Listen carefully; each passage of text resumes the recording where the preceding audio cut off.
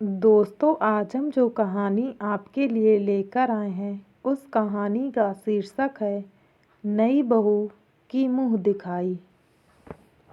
गांव में हर शादी के बाद एक रस्म होती थी, नई बहू की मुंह दिखाई। यह सिर्फ एक औपचारिकता नहीं बल्कि परंपरा का हिस्सा था।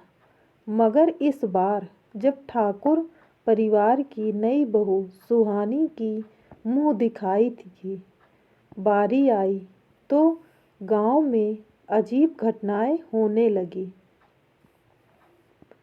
कोई नहीं जानता था कि इस बार की मुंह दिखाई सिर्फ एक रस्म नहीं बल्कि एक भयानक सच सच का पर्दाफाश करने वाली कहानी थी। सुहानी का ब्याह बड़े ठाकुर सुरेंद्र प्रताप के छोटे बेटे करण के साथ हुआ था। शादी के बाद उसे ठाकुरों की पुरानी हवेली में लाया गया। हवेली बहुत विशाल थी, लेकिन उसमें एक अजीब सा सन्नाटा था। दिन में भी वहाँ एक अजीब ठंडक महसूस होती थी। पहली बार रात जब सुहानी अपने कमरे में सोई तो उसे लगा कि कोई दरवाजे के बाहर खड़ा है। उसने दरवाज़ा खोला मगर बाहर कोई नहीं था।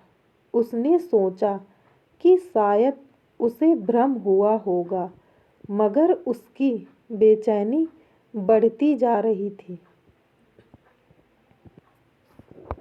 मुंह दिखाई की रात।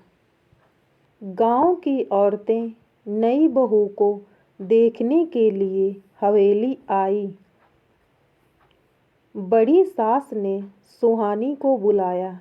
जैसे ही सुहानी ने घूंघट उठाया, एक बूढ़ी औरत जोर से चीखी, नहीं, ये नहीं हो सकता।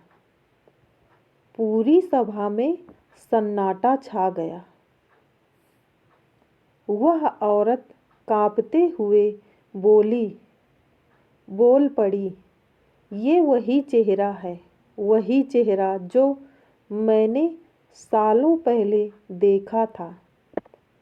सब हैरान थे। पूछने पर पता चला कि यह औरत ठाकुर परिवार में काम कर चुकी थी और उसने 20 साल पहले की एक घटना का जिक्र किया। इस हवेली में पहले भी एक बहू आई थी, लेकिन शादी के कुछ दिनों बाद ही वो रहस्यमय तरीके से गायब हो गई थी। उस रात सुहानी को नींद नहीं आई। जब वह पानी पीने उठी तो उसे गलियारे में किसी के चलने की आवाज़ आई। जब उसने दरवाज़ा खोला तो एक परछाई तेजी से सीढ़ियों की ओर बढ़ी। सुहानी डर गई, मगर उसने हिम्मत जुटाकर परछाई का पीछा किया। सीढ़ियों के नीचे उसे एक पुराना कमरा दिखा। जब उसने दरवाज़ा खोला तो अंदर अंधेरा था। तभी अचानक एक औरत की चीख गूंज उठी, मुझे यहाँ से निकालो। सुहानी ने देखा कि एक धुंधली आकृति उसकी ओर बढ़ रही थी। वह घबरा गई और दरवाज़ा जोर से बंद कर दिया। सुहानी ने अगली सुबह अपनी सास को सारी बात बताई। पहले तो सास ने टालने की कोशिश की, मगर जब सुहानी ने जिद की तो सास की आंखों में आंसू आ गए। हमने एक भयानक गलती की थी, उन्होंने कहा।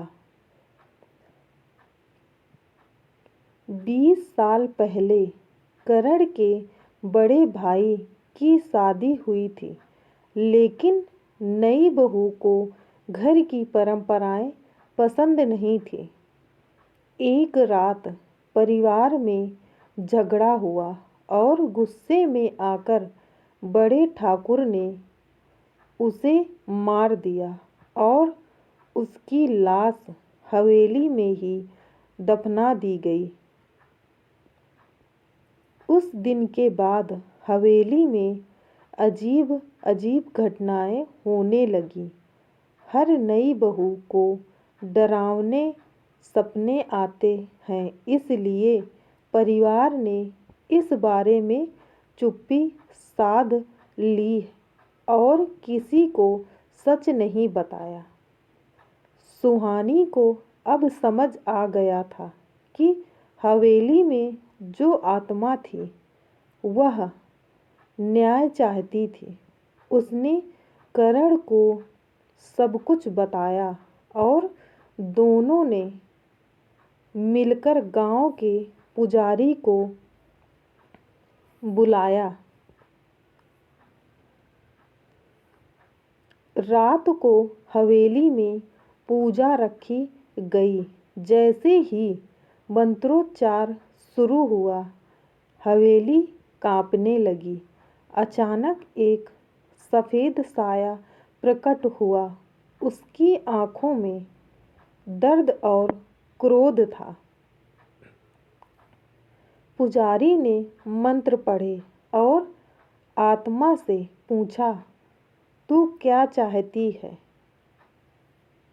आत्मा ने कराहते हुए कहा, मुझे न्याय चाहिए। अगले ही दिन पुलिस को बुलाकर पुराने तहखाने की खुदाई कराई गई। वहाँ एक कंकाल मिला जो 20 साल पहले गायब हुई बहू का था। पुलिस ने जांच के बाद सच्चाई उजागर कर दी और दोषियों को सजा हुई। आखिरकार उस आत्मा को मुक्ति मिल गई।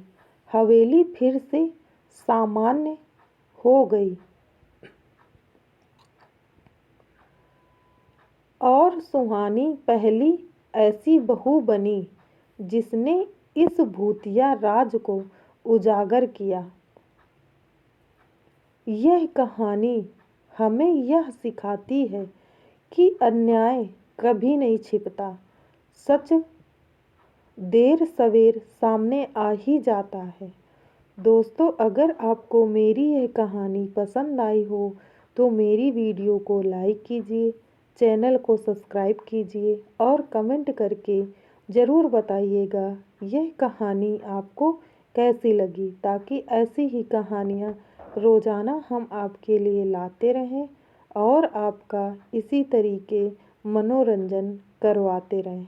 धन्यवाद।